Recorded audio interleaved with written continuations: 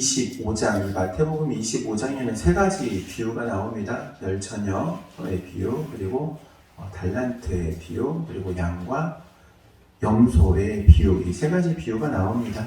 이 세 가지 비유의 말씀을 예수님께서 제자들에게 하셨던 날이 바로 수요일로 이제 추정을 합니다.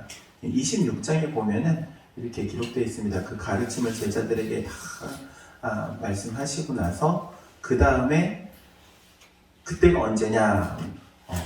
그 6월절이라는 절기 바로 이틀 전이라는 말씀을 하고 있어요. 그렇게 기록하고 있는데 6월절이 이제 시작하는 날이 금요일 저녁부터 시작을 하거든요. 그러면 이틀 전이기 때문에 수요일로 이제 추정을 하죠. 그래서 이 말씀을 또 오늘 수요 예배이기도 하기에 말씀을 함께 나누고자 이렇게 준비를 했습니다. 지금 그리고 새벽 기도에 지금 특별 새벽 기도의 기간 동안 올라가는 말씀은 그 요일마다 있었던 사건을 가지고 말씀을 함께 나누고 있습니다. 그러니까는 새벽 기도 참석 못하신 분들은 유튜브를 통해서 말씀을 함께 보시고 그렇게 이 고난주간 한 주간을 함께 보냈으면 좋겠습니다. 선배 목사님들이 목회자들 후배들에게 조언을 하는 것 중에 대대로 내려오는 이야기가 있어요. 목회자는 세 가지 준비를 해야 된다. 세 가지 준비. 첫 번째는 설교 준비가 되어 있어야 된다. 언제든지 갑자기 설교할 일이 생겨도 설교할 수 있어야 된다는 거예요. 언제든지 설교할 준비가 되어 있어야 되고, 두 번째는 이사갈 준비가 되어 있어야 된대요. 이사갈 준비가. 하나님께서 부르시면 부르시는 대로, 가라 하면 가라 하는 대로 바로바로 짐 챙겨서 보따리 짐 챙겨가지고 떠날 준비를 하라는 거예요. 하나님이 보내시는 곳에 가야 하니까. 그리고 세 번째로는 죽을 준비를 하래요. 죽을 준비. 신앙으로 살기 위해서 예전에 이제 우리 선배들은 6.25라는 전쟁을 경험하고 공산당이라는 그 사람들을 경험을 했기 때문에 더 그랬던 것 같아요. 그래서 신앙을 지키기 위해서 죽을 각오로 그렇게 목회를 해야 한다라는 그런 선배 목사님들의 조언 그리고 가르침이 있었습니다. 성도로 살아가기 위해서도 준비가 필요해요. 적어도 세 가지 준비가 되어 있어야 합니다. 이건 제 생각이에요. 성도가 성도답게 살기 위해서 준비해야 할 세 가지. 첫 번째는 기도할 준비가 되어 있어야 돼요. 언제든지 기도할 수 있어야 돼요. 언제든 어디서든. 여러분 언제든 어디서든 기도하십니까? 기도할 수 있기를 바랍니다. 때와 장소가 구분 없이 할 수 있는 게 기도여야 돼요. 기도할 준비가 되어 있어야 되고, 두 번째는 하나님의 말씀을 들을 준비가 되어 있어야 돼요. 항상 열려 있어야 돼요. 단순히 육신적인 귀가 열려 있는 것을 의미하는 건 아니고 영적인 눈도 띄어져 있어야 되고 깨닫는 마음도 있어야 하고, 그래서 하나님께서 성경 말씀을 통하여서 말씀하실 때도 있고 성령의 감동하심으로 우리의 심령 가운데 말씀하실 때도 있고, 이 믿음의 사람들 우리 교회 공동체 구성원을 통해서 말씀하실 때도 있고, 혹은 환경을 통해서도 말씀하실 수가 있는데, 그 하나님께서 하시는 말씀을 듣기 위해서 들을 준비가 되어 있어야 하는 거예요. 우리말 속담에 이런 얘기가 있어요. 소귀의 경읽기. 이 소귀의 경읽기라는 게 소한테 경을 읽어주면은, 불경이죠. 옛날 우리 저기로 따지면 불경을 읽어주면은 그 소가 알아듣겠습니까? 못 알아듣죠. 소귀의 경읽기가 되면 안 돼요. 우리는 항상 영적인 눈이 띄어져 있고 귀가 열려져 있고 마음은 깨닫는 마음으로 하나님의 말씀을 항상 들을 준비가 되어 있어야 해요. 그리고 마지막 세 번째로는 순종할 준비가 되어 있어야 돼요. 말씀을 듣고 듣는 거로 끝나면 안 돼요. 그 말씀 앞에 내가 순종하는 거예요. 그럼 그 말씀이 우리를 통하여서 우리의 삶을 통하여 이루어지는 놀라운 축복을 경험하게 됩니다. 여러분의 삶을 통하여 이 하나님의 말씀이 이루어지는 은혜가 있기를 주의 이름으로 축원드립니다. 성도들에게 준비가 필요한 이유는요, 그 해야 할 일이 있고 역할이 있기 때문에 그래요. 성도로 살아간다는 것은, 성도답게 살아간다는 것은요, 세상 사람들과 다른 게 있거든요. 구분되어져서 살아가야 하는 분명한 역할이 있고 또 주님께서 우리에게 주신 사명이라고 말할 수 있는 이 역할이 있는 거예요. 성경은 교회를 성도를 비유로 말씀할 때 예수님과 부부 관계를 통해서 비유로 말씀하세요. 신랑 되신 예수님 그리고 신부인 교회래요. 신부인 교회라 그랬습니다. 우리는 교회입니다. 그렇죠. 우리는 즉 예수님의 신부라는 존재, 신부이기 때문에 신부로서 준비해야 될 것들이 있어요. 어르신들은 그런 경험이 없으실 텐데 젊은 사람들은 이런 경험이 있을 거예요. 결혼 준비를 하기 위해서 가장 힘든 난관 코스라고 해야 되나요? 정말 힘든 시간이 있어요. 그게 언제냐면은 신부 드레스 맞추는 시간이에요.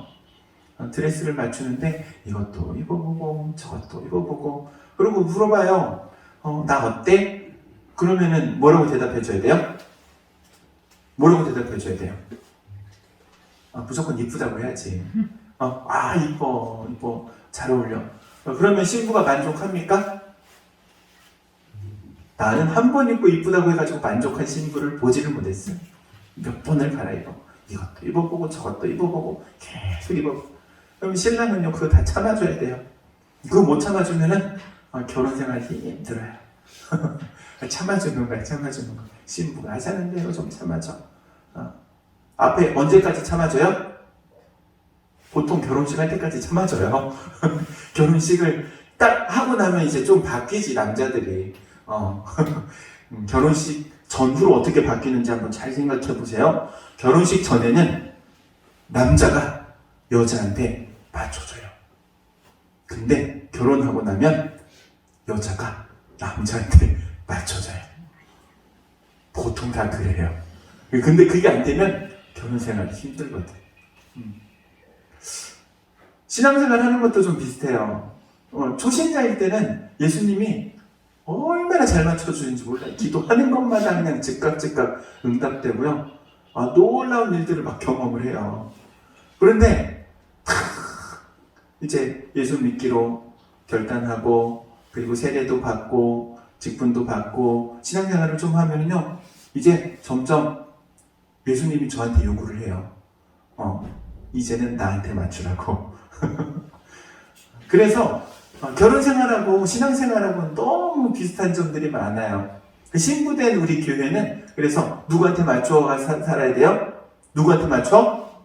우리 예수님한테 맞춰가면서 살아야 돼요. 그게 신앙생활이에요. 누구한테 맞춘다? 예수님께 맞춘다. 예수님께 맞춰서 살아가는데 참 쉽지 않아요. 왜냐하면 내가 살아가던 삶의 방식, 사고방식 이게 쉽게 변하지 않기 때문에 그래요. 근데 그걸 바꿔야 돼요. 누구한테 맞춰서? 예수님께 맞춰서 바꿔가야 되는데 이게 너무 힘든 거야. 여러분 그렇게 힘들다고 해가지고 우리 그만 헤어져 이러면 돼요? 안 돼요? 안 되지. 안 돼요. 끝까지 가는 거예요. 끝까지. 한 번 부부는 끝까지 가는 거예요. 어찌되었든 혼자 살 때는요 가정에 대한 책임이나 의무가 없어요. 혼자 살 때는 자유로워요. 잘 얽매이지 않아요. 그런데 딱 결혼을 하면 책임과 의무가 생겨요. 가정에 대한. 그래서 함께 부부간에 남편이나 아내나 함께 지켜야 할 것들이 있어요. 그것도 책임감이 있어야 돼요. 이 책임감이 없으면은 이 가정이 꾸려져 나가는 게 쉽지가 않아요. 가정을 지키기 위한 각오가 있어야 합니다. 그리고 각오도 결혼 전에 좀 해야 돼요. 나는 준비하고 결혼해야 돼요. 이렇게 생각해요. 준비하고 결혼하는 거. 그래서 저도 저희 집사람이랑 결혼할 때 미처 준비가 안 된 상태여서 결혼해서 공부했어요. 어떻게 해야 가정을 잘 꾸려나갈 건가. 한 1년 정도 같이 함께 공부를 했는데 공부를 하면서 많은 것들을 배우고 또 그 배운 것들을 적용을 하면서 살아가는데 쉽지만은 않더라고요. 그래도 놀라운 것은 하나님께서 그 가운데 은혜도 주시고 축복도 주시고, 여러분 신앙생활은 그래서 준비해야 하고 훈련해야 되는 겁니다. 그냥 되지 않아요. 그냥 되는 신앙생활은 없습니다. 내가 노력을 해야 되고 수고를 해야 돼요. 오늘 본문에는요, 지혜로운 5 처녀와 그리고 미련한 5 처녀의 이야기가 나와요. 예수님께서 비유를 통해서 말씀을 하시죠. 이 지혜로운 5 처녀와 그리고 어리석은 5 처녀를 판가름하는 하나의 기준이 있었는데, 등불은 준비했는데 기름을 준비하지 않았던 것, 그리고 기름을 준비한 처녀들은 지혜로운, 슬기로운 처녀들이었다고 말씀하고 있습니다. 여러분, 기름을 준비하는 이유가 뭐예요? 기름을 준비하는 이유, 등불을 밝히기 위해서, 등불을 켜기 위해서죠. 등불을 밝히기 위해서는 반드시 기름이 필요합니다. 기름이 없으면 불이 꺼져요. 마찬가지로 우리도 하나님의 일을 하기 위해서, 하나님의 뜻을 이루기 위해서는 성령의 감동하심이 있어야 돼요. 성령의 인도하심이 있어야 하고 성령의 역사하심이 있어야 돼요. 그래야 그것들을 통하여서 불을 밝히듯이 성령의 놀라운 일들이 일어나게 되는 거죠. 불을 밝히기 위해 필요하듯이 주의 일을 하기 위해서는 주의 성령께서 우리 가운데 함께 해주셔야 합니다. 예수님께서 우리를 향하여 세상의 빛이라 하셨잖아요. 지금 이 세상의 빛이라 했을 때 오늘 본문에 있는 동불의 이 등불을 밝히는 이 빛과 일맥상통한 점들이 있죠. 우리가 세상에서 빛과 소금의 역할을 감당하기 위해서, 특별히 빛의 역할을 감당하기 위해서 빛을 만들어낼 수 있는 동력원이 있어야 돼요. 기름이 필요하다는 거죠. 그리고 그 기름이 바로 성령님이라는 거예요. 성령님이 우리 안에 충만하게 임하실 때에 우리는 빛을 발하게 됩니다. 성령님이 임하시고 성령의 충만함을 받을 때에만이 비로소 우리가 하나님의 자녀답게, 성도답게 살아갈 수 있는 거예요. 성령님이 임하셔야만이 우리가 순종의 자녀로 순종할 수 있는 거예요. 성령님은 우리를 하나님의 자녀로, 그리고 순종의 자녀로 만들어 가기를 원하시고 변화시켜 가기를 원하세요. 성령께서 이끄시는 대로 우리가 나아가면 그 가운데 그냥 빛이 나는, 빛나는 삶이 되는 것이죠. 그렇지 않고 다른 것이 그 힘의 동력원이 된다면 반드시 부작용이 발생하게 되어 있어요. 성령님이 아니라 내 생각, 내 뜻, 혹은 내 체면, 혹은 내 직분, 내 나이, 혹은 나의 신앙 경력들이 지금 내가 섬기고 있는 일의 동력원이 된다면 반드시 문제가 생기게 돼요. 왜냐하면 성령께서는 빛을 비추게 하지만 우리가 가지고 있는 우리의 악한 심성으로는 오직 어둡게만 할 뿐이기 때문에 그래요. 성령으로 하면, 성령으로 행하면, 믿음으로 행하면 반드시 그 가운데 하나님의 놀라운 역사가 빛을 비추듯이 모든 이들이 인정하는 그러한 일들로 채워지게 됩니다. 그런데 그 반대로 성령으로 하지 않고 믿음으로 하지 않으면요, 불평과 불만과 시기와 다툼과 싸움이 일어날 수밖에 없어요. 그럼 도대체 어떻게 하는 것이 성령이 임하시는 일이고 어떻게 되는 것이 그냥 자기가 가지고 있는 것으로 하는 것이냐? 결과를 보면 알 수 있어요. 결과를 보면 아주 간단해요. 성령님이 임하시면요, 그 일을 통해서 하나님의 영광을 받으세요. 그리고 하나님의 영광이 나타나요.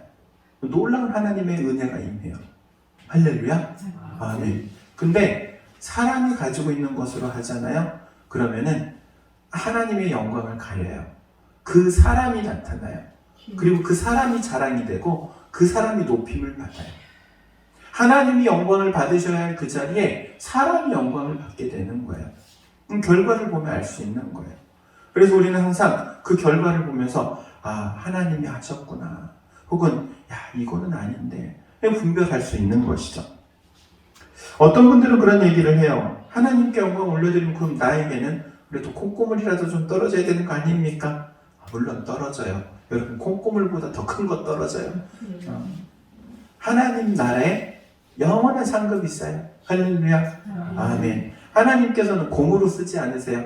우리를 통해서 일을 이루시면은요, 반드시 우리 가운데 복을 더해 주세요. 이 땅 가운데 복뿐만 아니라 하늘의 영원한 상급이라는 복을 더해 주세요. 그렇기 때문에 성도는요, 항상 성령님을 사모해야 합니다. 성령의 은혜를 사모해야 하고 성령의 충만함을 사모해야 돼요. 말씀 가운데 이렇게 말씀하시죠. 하나님께서 사모하는 자에게 내가 좋은 것으로 만족해 하신다. 사모하는 자에게 좋은 것, 성령님이시세요. 성령님이 오세요. 그러니까 여러분, 은혜는 누구의 것이다? 사모하는 자의 것이다. 성령의 은혜를 사모하면 은혜가 임합니다. 여러분, 은혜를 사모하시기 바랍니다. 아멘. 여러분이 가정을 섬기고 교회를 섬기고 세상을 섬기는 이 원동력이 성령으로부터 오기를 주의 이름으로 축원드립니다. 성령으로 준비되어 있어야 합니다. 제자들의 모습이 극명하게 갈리게 되는 사건이 있죠. 그게 바로 오순절 마가의 다락방에 성령이 임하였을 때예요. 성령님이 임하시기 전에는 예수님의 십자가를 몰랐어요. 예수님이 십자가에서 돌아가시고 부활하실 것에 대해서 예수님께서 누누이 말씀하세요. 여러분, 집에 돌아가셔서 한번 읽어보세요. 26장 첫 머리에 1, 2, 3, 4절에 무슨 말씀이 있냐면은 이 세 가지 비유의 말씀을 제자들에게 가르치신 다음에 이렇게 말해요. 내가 예루살렘에서 대제사장들에게 핍박을 받아 죽을 거야. 그리고 부활할 거야. 그런데 제자들은 그거를 믿질 않아요. 도통 믿질 못해요. 그 믿지 못하던 예수님의 부활을, 오죽하면 예수님이 부활하셨음에도 믿지 않잖아요. 도마는 뭐라고 말합니까? 내가 그 못자국 난 그 손에 내가 직접 확인하지 않으면 도무지 내가 믿지 못하겠다. 그랬던 이 제자들이 변하게 되고 예수님의 사도로서 복음을 전하는데 앞장서게 된 큰 사건이 바로 성령이 임하신 사도행전 1장 8절에 말씀하신 것처럼 오직 성령이 너희에게 임하시면 너희가 권능을 받고 예루살렘과 유다와 사마리아와 땅끝까지 이르러 내 증인이 되리라. 이 말씀이 언제 이루어집니까? 성령님이 임하신 바로 성령 강림절. 예수 믿는 성도는요, 그래서 성령의 은혜를 사모해야 할 줄로 믿습니다. 그리고 이 기름은요, 준비할 수 있을 때 준비해야 돼요. 언제 준비해야 돼요? 날 밝을 때 준비하는 거예요. 보니까는 이 어리석은 처녀들은 언제 준비하려고 그래요? 어두워진 후에. 날이 어두워져서 깜깜해. 그리고 나서 이제 부랴부랴 기름을 준비하려고 하는데 그때 구할 수 있습니까? 없습니까? 그때 구하지 못하죠. 우리 신앙생활 가운데도 마찬가지예요. 여러분, 좋을 때 열심히 하세요. 내가 잘 될 때, 신앙생활이 잘 될 때 더 열심히 하는 거예요. 그리고 그것을 훈련으로 만들고 그리고 습관으로 만드는 거예요. 어떤 분들은 나중에 급한 일이 생기면은 그때 가면 기도하면 되죠. 지금은 뭐 특별한 건 없어요. 특별한 일이 있을 때 기도할 겁니다. 근데 특별한 일이 정말 생기잖아요. 기도를 못해요. 막혀서 어떻게 기도해야 될지를 몰라요. 사람이 그렇습니다. 당황하면은 아무것도 생각 안 나는 거예요. 눈앞이 캄캄하다고 하잖아요. 정말 눈앞이 캄캄하면 기도할 수도 없는 거예요. 그래서 우리는 밝을 때 준비해야 되는 거예요. 은혜 받을 때 더 은혜를 사모하는 것이고, 은혜 받을 때 더 많이 기도하는 것이고, 더 말씀 보는 것이고, 더 훈련하는 것이고, 더 순종하는 것이고. 할렐루야? 아멘. 밝을 때 미리미리 준비해 두면 어두워질 때 사용할 수 있는 거예요. 이 지혜로운, 슬기로운 다섯 처녀는요, 날 밝을 때 준비해 놓은 거예요. 날 밝을 때. 신앙생활의 원리가 이와 같습니다. 나중에 힘들면 기도하지 아니에요. 그때는 정작 기도할 수 없어요. 기도할 힘이 없어요. 예수님께서 항상 기도하실 때 이 앞에 서두에 이렇게 설명을 해요. 예수께서 나가사 습관대로 감람산에 올라가시고, 감람산에 왜 올라가셨을까요? 감람나무니까 올리브나무, 올리브 열매 따러 가셨을까요? 올리브 서리하러? 아니잖아요. 습관을 따라 항상 산에서 기도하신 거예요. 습관을 따라 새벽에 기도하시는 거예요. 습관을 따라 제자들과 떨어져서 홀로 기도하시는 거예요. 습관. 여러분, 습관이 중요한 거예요. 밥 먹을 때도 여러분 기도하시죠? 아니, 간단하게라도 기도하잖아요. 감사합니다 하면서 먹잖아요. 안 그런가? 다들 기도를 막 좀 세게들 하세요? 식사하실 때도? 세게들 하세요. 어쨌든 이 습관이 중요한 거예요. 습관이 한번 딱 자리가 잡히면요, 이 습관이 잘 안 고쳐져요. 좋은 습관도 마찬가지고 좋지 않은 습관도 마찬가지고. 그럼 여러분들에게 이렇게 질문하도록 하겠습니다. 여러분에게는 거룩한 습관이 있습니까? 거룩한 습관. 하나님께서 딱 보실 때, 야, 너 참 좋은 습관 가지고 있다 할 만한 습관이 있어요. 만들어 가시기를 주의 이름으로 축원드립니다. 제가 좋은 습관 몇 가지 알려드릴게요. 예배 15분 전에 나와서 기도를 준비하는 거. 좋은 습관이에요. 여러분, 기도를 먼저 준비하는데 어떻게 은혜가 안 될 수 있겠어요? 목사님이 그날 설교가 오늘 설교 참 아니었어 라 할지라도 여러분, 먼저 와서 기도하면 그 기도한 것만으로도 큰 보람이 되고 여러분에게 능력이 될 줄로 믿습니다. 단순히 예배는 목사님 설교 들으러 나오는 거 아니에요. 목사님의 설교는 한 부분이에요. 예배에 있어서 일부이지 전부가 아니에요. 내가 기도하고 찬양하고 내가 올려드리잖아요. 말씀을 들으면서 받으면서 결단하고 순종하고 이 모든 것들이 다 이루어질 때 예배가 되는 거죠. 사랑하는 성도 여러분, 거룩한 습관을 만들어갈 수 있기를 주의 이름으로 축원드립니다. 오늘 이야기는 좀 반전이 있는 이야기이기도 해요. 슬기로운 처녀, 어리석은 처녀. 여러분, 낮에 슬기로운 처녀들이 기름을 준비하려면 어디 가서 기름을 사왔을 거 아니에요. 그쵸? 그것을 보는 어리석은 처녀들은 어떻게 생각했을까요? 어떤 생각을 했을까? 오히려 이 슬기로운 다섯 처녀를 가리켜서 미련하다고 했을 거예요. 에휴, 쓸데없이 이 대낮에 뭔 기름이 필요하다고 저 기름 받아오나. 쓸데없이. 그러지 않습니까? 화는 대낮에 기름이 필요 없는 때잖아요. 그런데 날이 저물고 어두워지니까는 역전이 되는 거예요. 스스로 지혜롭다 생각했던 사람들은 오히려 어리석은 사람이 되었고, 어리석다 여겼던 사람들이 오히려 지혜로운 사람이 되어버린 거예요. 어떻게 보면 예수 믿는 우리가 그런 사람들이에요. 세상 사람들은 말해요. 특별히 오늘날 한국 문화가 그래요.